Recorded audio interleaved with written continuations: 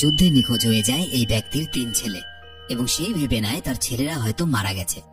ছেলেদেরকে খুঁজতে 3 মাস জাহাজে করে সে এসে পৌঁছায় অন্য একটা দেশে।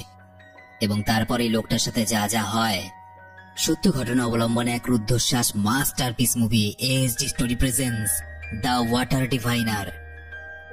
মুভি শুরু হয়, দেখানো হয় তুর্কি দেশের গল্লিপল্লি উপদ্বীপ, যেখানে একজন টার্কিশ সেনা অফিসার যার নাম মেজর হাসান, তিনি তার সৈন্যদের নিয়ে যুদ্ধের জন্য প্রস্তুতি নিচ্ছিলেন। হাসান এবং তার সৈন্যরা শত্রুদের উপর আক্রমণ করতে তাদের বাংকারে পৌঁছে যায়, কিন্তু সেখানে গিয়ে তারা বুঝতে পারেন যে শত্রুরা আগেই পালিয়ে গেছে এবং তাদেরকে বোকা বানানোর জন্য বন্দুকগুলোকে এভাবে সাজিয়ে রেখে গেছে, যাতে দূর থেকে দেখলে মনে হয় যে এখানে সৈন্যরা বন্দুক নিয়ে ঘাঁটি গেড়ে আছে। এই ঘটনাটা গল্লিপল্লির যুদ্ধের সময়কার, যে যুদ্ধ তুর্কির সাথে অস্ট্রেলিয়া নিউজিল্যান্ডের সৈন্যদের মধ্যে হয়েছিল। দেখতে দেখতে গল্লিপল্লির যুদ্ধ শেষ হয়ে প্রায় 4 বছর পার হয়ে যায়। 4 বছর পর অস্ট্রেলিয়ার একটা ফাঁকা জায়গা দেখানো হয়, যেখানে হাতে গোনা কিছু গাছ আর প্রায় জল নেই বললেই চলে। এমন পরিস্থিতিতে এক চাষিকে দেখানো হয় যার নাম জোসুয়া কন্নর।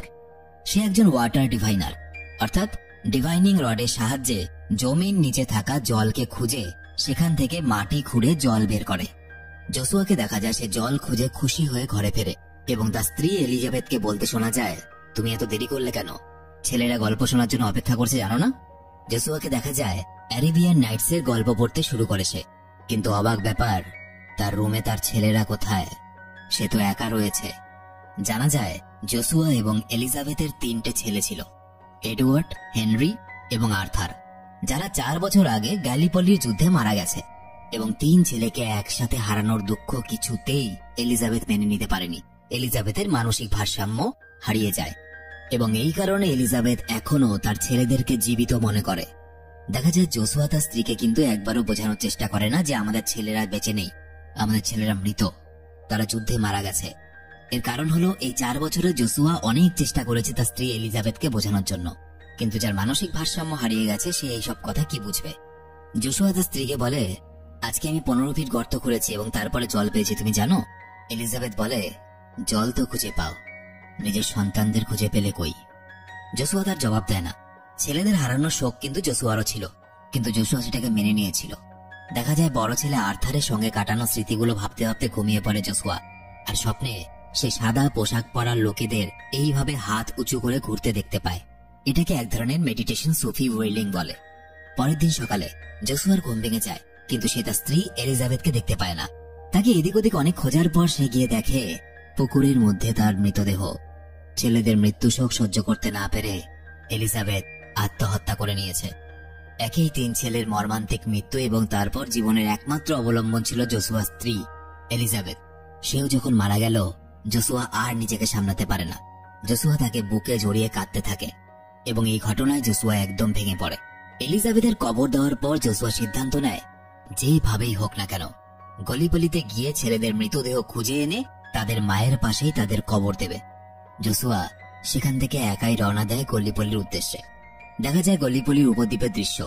যুদ্ধের 4 বছর পর মেজর হাসান এবং এক অফিসার ফিরে আসেন। একসময় তারা ব্রিটিশদের বিরুদ্ধে এই জমিকেই রক্ষা করেছিলেন। দেখা যায় জোসুয়া জাহাজে করে অস্ট্রেলিয়া থেকে তুর্কি যাত্রা করে। 3 মাসের দীর্ঘ জাহাজ যাত্রার পর জোসুয়া তুর্কি দেশের ইস্তানবুলে পৌঁছায়। জাহাজ থেকে নামতেই কয়েকজন লোক তাকে ঘিরে নিজেদের হোটেলে নিয়ে যাওয়ার জন্য অনুরোধ করতে থাকে। ওদের মধ্যে ওরহান নামে এই বাচ্চাটাও ছিল।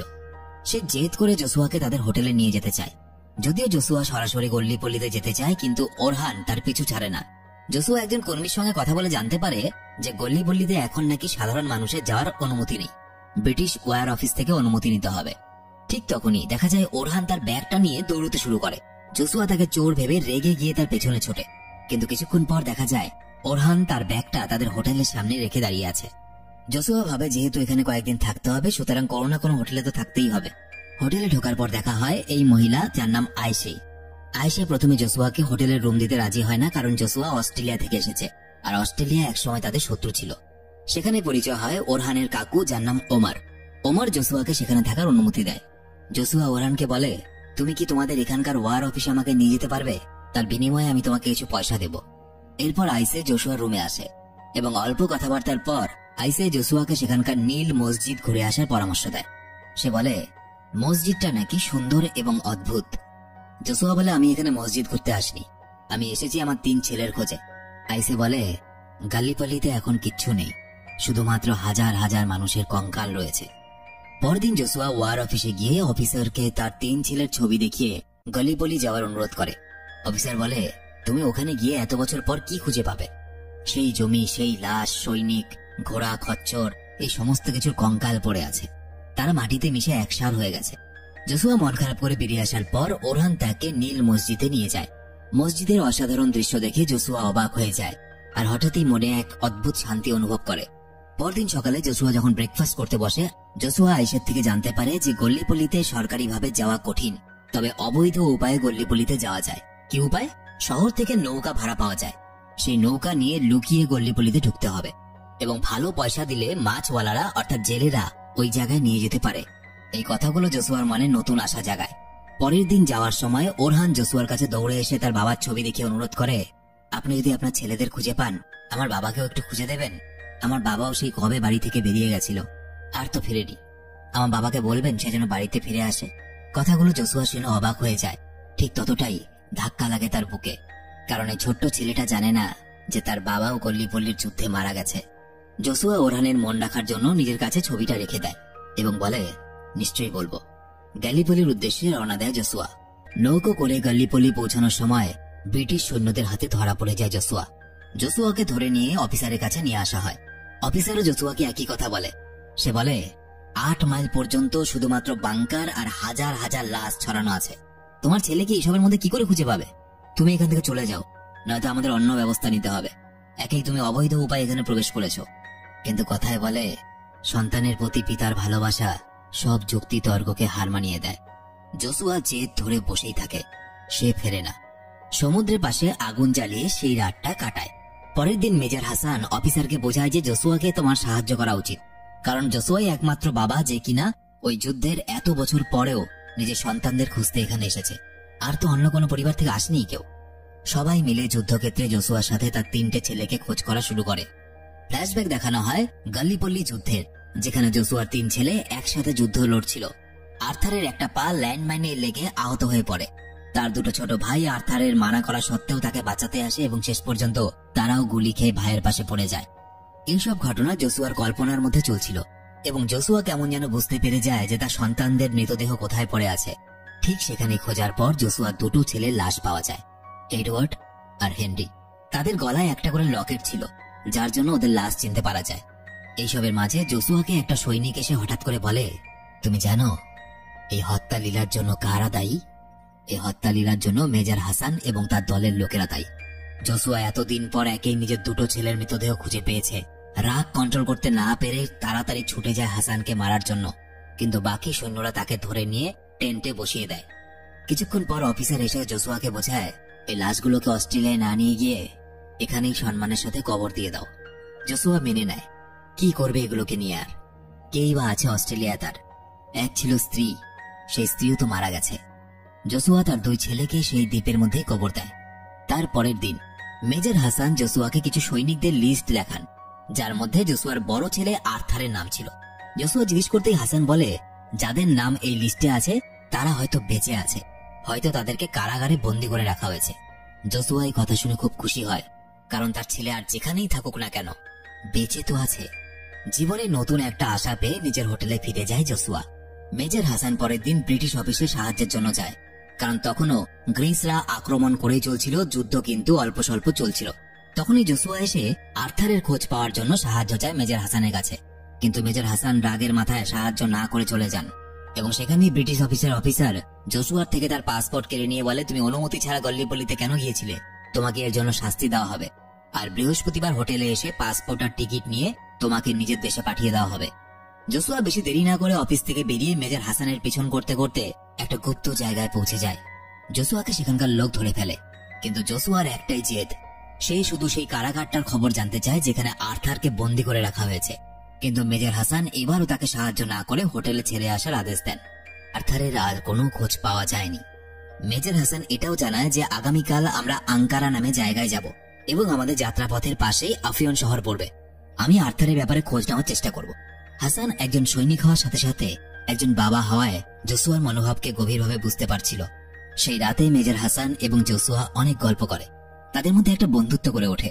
রাতের বেলায় জোসুয়া হোটেলে ফিরে নিজের ব্যাগ আনতে চায় এবং তখন আইসে তার কাছে এসে তার সঙ্গে খারাপ ব্যবহার করার জন্য ক্ষমা চেয়ে নেয় এবং সেখান থেকে যেতে মানা করে। জোসুয়া হোটেলে থেমে যায়, শুয়ে শুয়ে আগেকার কথা ভাবতে ভাবতে ঘুমিয়ে পড়ে। সে আবার আগেকার মতো সাদা পোশাক পরা জীবন্ত আর্থারকে দেখতে পায়।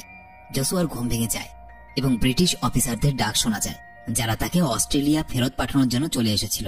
কিন্তু জোসুয়া মেজর হাসানের সঙ্গে আর্থারকে খুঁজতে যেতে চেয়েছিল, কারণ তার মনে মনে বিশ্বাস ছিল যে আর্থার বেঁচে আছে। কিন্তু এবার ব্যাপার হলো, বাইরের ব্রিটিশ সেনারা দাঁড়িয়ে আছে, তারা জোসুয়াকে অস্ট্রেলিয়া ফেরত পাঠাতে চায়। এই পরিস্থিতিতে আইসে তাকে সাহায্য করে সেখান থেকে পালিয়ে যাওয়ার জন্য। জোসুয়া কোন রকম ভাবে মেজর হাসানের কাছে পৌঁছে যায় এবং পরের দিন ট্রেনে আঙ্কারার উদ্দেশ্যে রওনা হয়। পথে এক জায়গায় হাসান লক্ষ্য করে পাশের একটা গ্রামে আগুন জ্বলছে। মেজর হাসান বুঝতে পারে যে গ্রিসের সৈন্যরা আশেপাশে রয়েছে এবং তখনই দেখা যায় গ্রিক সৈন্যরা ট্রেনে হামলা করে দেয়, কিন্তু তারা জোসুয়াকে ছেড়ে দেয় কারণ জোসুয়া অস্ট্রেলিয়ান ছিল। কিন্তু মেজর হাসানকে ট্রেন থেকে নামিয়ে ধরে ফেলে তারা। গ্রিক সৈন্যরা হাসানকে মেরে ফেলতেই যাবে, এমন সময় জোসুয়া হাসানকে বাঁচিয়ে সেখান থেকে ঘোড়ায় চড়ে আফিয়ন শহরের উদ্দেশ্যে পালিয়ে যায়। তারা আফিয়ন শহরে পৌঁছে লক্ষ্য করে যে গ্রামের লোকেরা গ্রিকদের ভয়ে গ্রাম ছেড়ে চলে যাচ্ছে। জোসুয়া তাড়াহুড়ো করে এগিয়ে গিয়ে একটা উইন্ড মিল লক্ষ্য করে বুঝতে পারে এটা তার ছেলে আর্থারের কাজ, কারণ তার ছেলে আর্থার উইন্ড মিল বানাতে জানতো এবং সেটার ব্যবহার করতেও জানতো। মেজর হাসান স্থানীয় লোকেদের কাছে সেই উইন্ড মিলের শিল্পী সম্পর্কে জিজ্ঞেস করে এবং জানতে পারে এটার অন্য কেউ নয়, এটা ছিল আর্থার। হ্যাঁ, সে বেঁচে আছে এবং এই গ্রামের যে চার্চ আছে সেই চার্চের শিল্পী সে। তাড়াহুড়ো করে সেই চার্চ খুঁজতে বের হয় তারা এবং সেখানে যাওয়ার পর এত বছর পর জোসুয়া তার ছেলে আর্থারকে জ্যান্ত অবস্থায় পেয়ে যায়। দুজন একে অপরকে দেখে অবাক এবং খুশি হয়ে জড়িয়ে ধরে। আর্থার বিশ্বাসই করতে পারে না যে তার বাবা এত দূর থেকে এখানে এইভাবে দেখবে সে তার বাবাকে। আর্থার খুশি হলেও তার চোখে কেমন যেন একটা আফসোস, কেমন একটা অপরাধ বোধ প্রকাশ পাচ্ছে, কারণ সে তার বাবার কাছে প্রতিজ্ঞা করেছিল যে সে তার ভাইদেরকে রক্ষা করবে, কিন্তু যুদ্ধে সে তার দুই ভাইয়ের এক ভাইকেও বাঁচাতে পারেনি। আর্থার তার বাবাকে যুদ্ধের ঘটনা বলে। সে বলে তার বাকি দুই ভাই অর্থাৎ হেনরি এবং এডওয়ার্ড যুদ্ধক্ষেত্রে গুলি খেয়ে পড়ে গেছিল। হেনরি সেখানে মারা গেলেও এডওয়ার্ড আহত অবস্থায় বেঁচেছিল। এডওয়ার্ড তার দাদা আর্থারের দিকে তাকিয়ে করুণ সুরে তাকে মেরে ফেলতে বলে, কারণ সে আর ওই যন্ত্রণা কষ্ট সহ্য করতে পারছিল না। আর্থার খুবই দুঃখ পেয়েছিল, কিন্তু তাও সে বন্দুকটা এডওয়ার্ডের মাথার মধ্যে ধরে এবং গুলি চালাতে বাধ্য হয়, কারণ এডওয়ার্ড একেই তো আহত অবস্থায় ছিল এবং প্রচন্ড যন্ত্রণা সহ্য করছিল। তার উপরে আরেকটা ভয় হলো এডওয়ার্ডকে যদি শত্রুপক্ষ জীবিত অবস্থায় ধরে ফেলে তার উপরে অমানসিক অত্যাচার চলবে। সে নিজের ভাইকে অসহ্য যন্ত্রণার হাত থেকে বাঁচাতে বাধ্য হয়ে গুলি করেছিল। এরপর থেকে আর্থার নিজেকে ক্ষমা করতে পারে না। প্রতিদিনই একটা অপরাধ বোধ তাকে গ্রাস করে, একটা আফসোস তাকে তাড়া করে। তাই সে ইচ্ছে করেই আর বাড়ি ফিরে যায়নি, কারণ বাড়ি ফিরে সে তার বাবাকে কি মুখ দেখাতো যে একটা ভাই মারা গেছে এবং আরেকটা ভাইকে আমি নিজে গুলি করে মেরেছি। জোসুয়া সমস্ত কিছু শোনে এবং তার ছেলেকে বলে, দোষ তোমার নয়, সব দোষ আমারই। কিছুক্ষণের মধ্যে গ্রিক সৈন্যরা সেখানে পৌঁছে যায়। জোসুয়া আর হাসান গলা জড়িয়ে একে অপরকে বিদায় জানায় এবং হাসান আঙ্কারার উদ্দেশ্যে বেরিয়ে পড়ে। এরপর দেখা যায় আর্থার জোসুয়াকে নিয়ে পালিয়ে পাহাড়ের উপরে নিয়ে যায়, কারণ সে সেখান থেকে পালানোর একটা রাস্তা জানতো। গ্রিকের সৈন্যরা তাদের পেছনে আসতে থাকে। পাহাড়ের উপরে একটা ড্রেন থাকে, যে ড্রেনটা একটা নদীর সঙ্গে গিয়ে মিলেছে। আর্থার সেখানে পৌঁছে জোসুয়াকে সবকিছু বুঝিয়ে দেয় এবং ড্রেনের কোন দিকে ঝাঁপ দিতে হবে সেটাও বলে দেয়। কিন্তু জোসুয়া এত বছর পর তার ছেলেকে পেয়ে তাকে একা ফেলে যেতে চাইছে না। জোসুয়া কেমন উদাস সুরে বলে, আমি ফিরে গিয়ে কি করব আর্থার? আমার জীবনে তো আর কেউ নেই, একমাত্র তুমিই আছো আমার জীবনে। তুমিও যদি না যাও আমার এই যাওয়ার কোনো মানে নেই, আমি তোমাকে ছেড়ে যাব না। নিজের পিতার মুখে এই কথা শুনে আর্থার কেমন যেন ভাবুক হয়ে পড়ে এবং সে তৎক্ষণাৎ সিদ্ধান্ত নেয় সেও তার বাবার সাথে ফিরে যাবে বাড়িতে। এবং অবশেষে তারা দুজনই ড্রেনের মধ্যে ঝাঁপ দেয় এবং পালিয়ে যেতে সফল হয়। পরের দিন তারা সেই হোটেলে ফিরে যায়।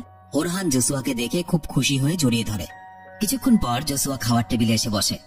আইসে জোসুয়ার জন্য কফি নিয়ে আসে এবং সেই কফিটা খেয়ে জোসুয়ার খুব মিষ্টি লাগে।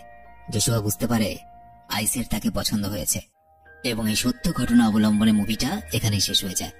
প্রথম বিশ্বযুদ্ধ 1914 সালে শুরু হয় এবং 1918 সালে শেষ হয়। 37 মিলিয়নের বেশি সৈনিক এবং সাধারণ মানুষ মারা গিয়েছিল এবং আহত হয়েছিল এবং 8 মিলিয়নের বেশি মানুষ নিখোঁজ ছিল, যাদেরকে মৃত বলে মনে করা হয়, যাদের কোনো খোঁজই পাওয়া যায়নি। এই সিনেমাটা উৎসর্গ করা হয়েছে সেই সব হারিয়ে যাওয়া নামহীন সৈন্যদের এবং তাদের পরিবার ও প্রিয়জনদের। তো এই ছিল আজকের ভিডিও।